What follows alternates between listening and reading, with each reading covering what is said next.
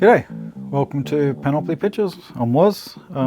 If you're new here, like, comment, subscribe, do all those sort of things. We're making a movie on the internet and I'm kind of writing it, just jotting down ideas. Early days yet, so it's just basically me talking, throwing stuff out there, seeing what you think, what you don't think, if you're interested or not interested.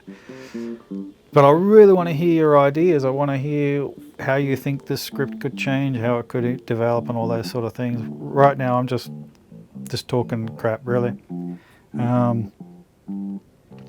So we have this idea of this hitman or like an enforcer for death. Now the problem with that, and the problem with a lot of kind of superhero-y type of people, is if you're overpowered, it's a huge problem because nothing can hurt you, right? You're overpowered. So I think what we need in this movie is someone who can harm the enforcer. Obviously death can do it, right? Any power level above, death and above can obviously do something to them. But if you've got a character who can't really be harmed in the mortal world, like he can materialize, disappear, all those sort of things, could become other objects, become other people, become other things, because basically the way I see this character is that they could become whatever they need to do to stop or harm or change the course of direction of someone. Just say you've got somebody who's afraid of, I don't know, sharks or fish or lizards or whatever, do you know what I mean? And they're going to do this bad thing to somebody. This character could materialize in front of them or pin them down or whatever as a thing, as a lizard, as a whatever.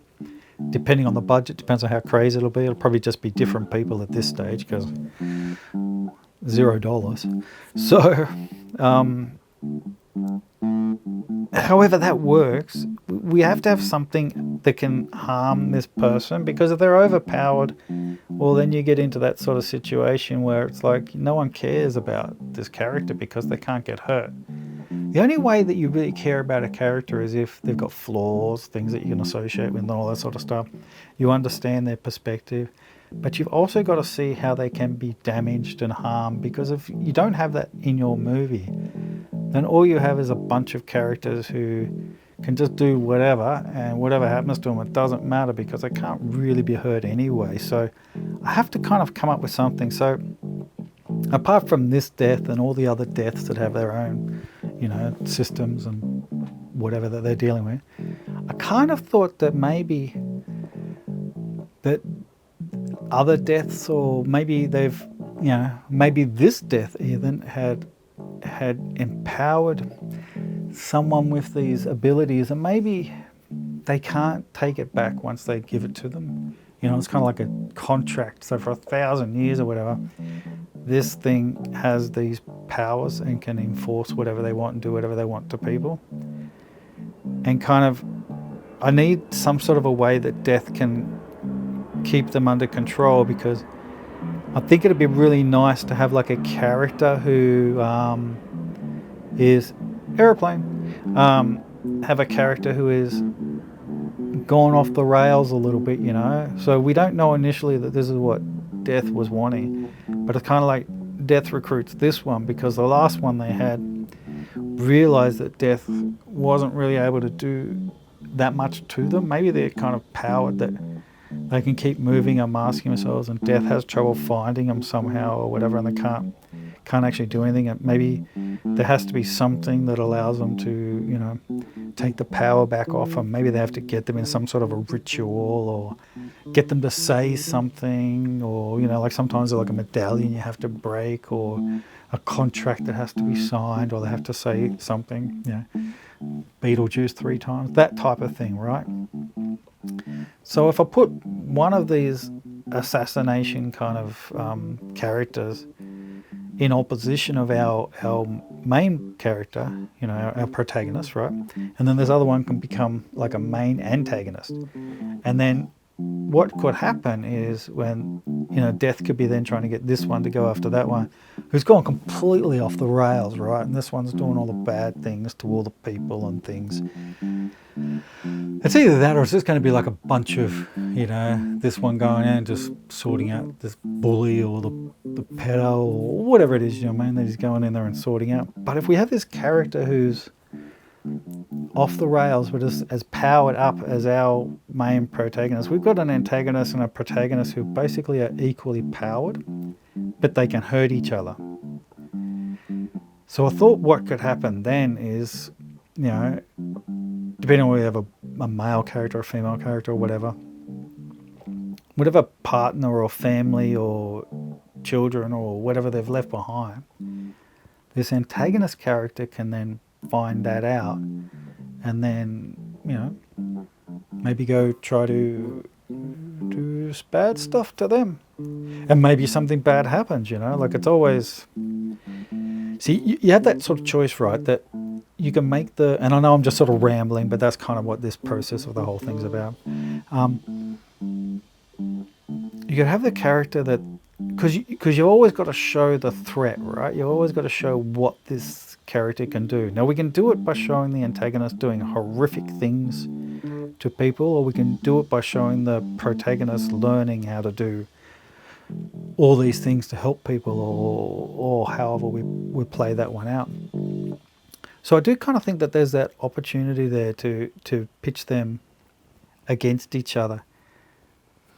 And I guess then you've got to kind of realize or make that decision whether this is the whole idea of the movie, what they're trying to achieve is to get rid of this character, or whether it's our character learning how to do the job, and then this is an opposition to their job. Do you know what I mean? It's like a bad boss or a bad co-worker or somebody's trying to undermine everything you're trying to do. Where in this situation, it's like a real stakes because this character's actually trying to I live in Australia. We have a bunch of birds where I live. Sometimes you'll hear kookaburras. I've got a family of little kookaburras living around here. So if this main character is in opposition to this other, assassination hitman kind of thing for death, then that could be the whole point of the movie. But I kind of like to see it as a part in the movie. Do you know what I mean? Like we have the bit where we get to know our main character, they're doing things.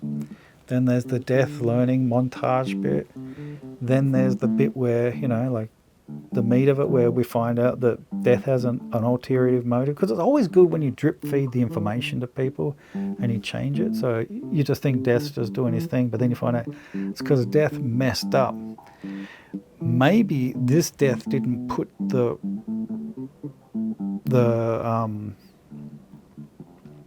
stops or the ability to be able to remove the power on this one, and this one's been doing it for a long time now.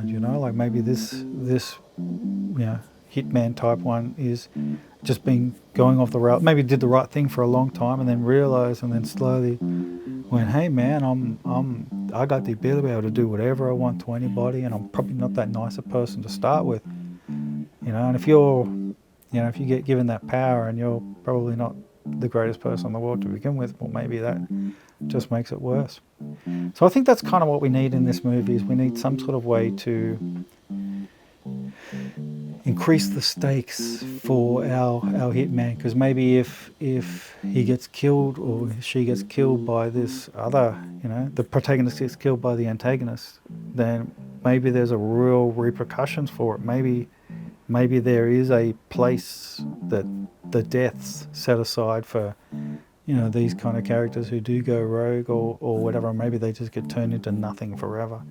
Maybe whatever they believe then doesn't become the thing. That's the only time that death can break that rule. Yeah, just thinking about it.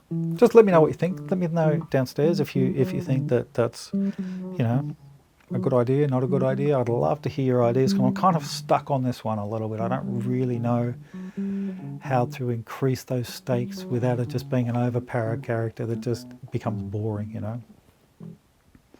We need to find its kryptonite. That's basically what I'm saying. Yeah. So leave your comments downstairs. As I said, this is what it's all about. I just want to hear your thoughts. We'll talk about it and then bring them up, and then I'll do all the writing and everything. You have to worry about any of that. Although if you want to write bits and then send it in, and if it's really good bits, we'll just pop it straight in. Fantastic.